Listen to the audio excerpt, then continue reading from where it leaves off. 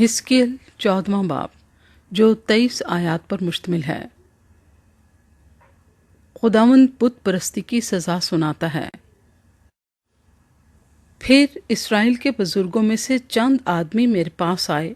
اور میرے سامنے بیٹھ گئے۔ تب خداوند کا کلام مجھ پر نازل ہوا کہ آئے آدم ذات، ان مردوں نے اپنے بتوں کو اپنے دل میں نصب کیا ہے اور اپنی ٹھوکر کھلانے والی بد کرداری کو اپنے سامنے رکھا ہے۔ کیا ایسے لوگ مجھ سے کچھ دریافت کر سکتے ہیں؟ اس لیے تو ان سے باتیں کر اور ان سے کہہ کہ خداوند خدا یوں فرماتا ہے کہ بنی اسرائیل میں سے ہر ایک جو اپنے بتوں کو اپنے دل میں نصب کرتا ہے اور اپنی ٹھوکر کھلانے والی بد کرداری کو اپنے سامنے رکھتا ہے اور نبی کے پاس آتا ہے، میں خداوند اس کے بتوں کی کثرت کے مطابق اس کو جواب دوں گا، تاکہ میں بنی اسرائیل کو انہی کے خیالات میں پکڑوں، کیونکہ وہ سب کے سب اپنے بتوں کے سبب سے مجھ سے دور ہو گئے ہیں۔ اس لیے تو بنی اسرائیل سے کہہ، خداوند خدا یوں فرماتا ہے کہ توبہ کرو اور اپنے بتوں سے باز آؤ اور اپنی تمام مکروہات سے منہ موڑو، کیونکہ ہر ایک جو بنی اسرائیل میں سے یا ان بیگانوں میں سے جو اسرائیل میں رہتے ہیں مجھ سے جدا ہو جاتا ہے اور اپنے دل میں اپنے بت کو نصب کرتا ہے اور اپنی ٹھوکر کھلانے والی بد کرداری کو اپنے سامنے رکھتا ہے اور نبی کے پاس آتا ہے کہ اس کی معرفت مجھ سے دریافت کرے، اس کو میں خداوند آپ ہی جواب دوں گا اور میرا چہرہ اس کے خلاف ہوگا اور میں اس کو باعث حیرت و انگشت نما اور ضرب المثل بناؤں گا اور اپنے لوگوں میں سے کاٹ ڈالوں گا اور تم جانو گے کہ میں خداوند ہوں۔ اور اگر نبی فریب کھا کر کچھ کہے تو میں خداوند نے اس نبی کو فریب دیا اور میں اپنا ہاتھ اس پر چلاؤں گا اور اسے اپنے اسرائیلی لوگوں میں سے نابود کر دوں گا، اور وہ اپنی بد کرداری کی سزا کی برداشت کریں گے۔ نبی کی بد کرداری کی سزا ویسی ہی ہوگی جیسی سوال کرنے والے کی بد کرداری کی، تاکہ بنی اسرائیل پھر مجھ سے بھٹک نہ جائیں اور اپنی سب خطاؤں سے پھر اپنے آپ کو ناپاک نہ کریں،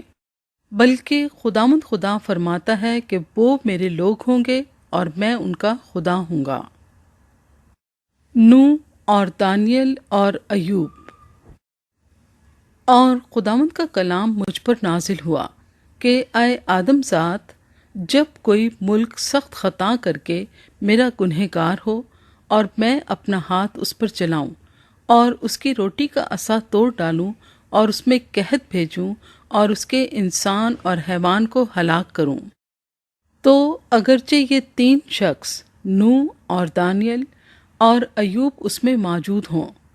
تو بھی خداوند خدا فرماتا ہے کہ وہ اپنی صداقت سے فقط اپنی ہی جان بچائیں گے۔ اگر میں کسی ملک میں مہلک درندے بھیجوں کہ اس میں گشت کر کے اسے تباہ کریں اور وہ یہاں تک ویران ہو جائے کہ درندوں کے سبب سے کوئی اس میں سے گزر نہ سکے، تو خداوند خدا فرماتا ہے کہ مجھے اپنی حیات کی قسم، اگرچہ یہ تین شخص اس میں ہوں تو بھی وہ نہ بیٹوں کو بچا سکیں گے نہ بیٹیوں کو، فقط وہ خود ہی بچیں گے اور ملک ویران ہو جائے گا۔ یا اگر میں اس ملک پر تلوار بھیجوں اور کہوں کہ اے تلوار ملک میں گزر کر، اور میں اس کے انسان اور حیوان کو کاٹ ڈالوں، تو خداوند خدا فرماتا ہے کہ مجھے اپنی حیات کی قسم، اگرچہ یہ تین شخص اس میں ہوں تو بھی نہ بیٹوں کو بچا سکیں گے نہ بیٹیوں کو، بلکہ فقط وہ خود ہی بچ جائیں گے۔ یا اگر میں اس ملک میں وبا بھیجوں اور خون ریزی کرا کر اپنا قہر اس پر نازل کروں کہ وہاں کے انسان اور حیوان کو کاٹ ڈالوں، اگرچہ نوح اور دانیل اور ایوب اس میں ہوں،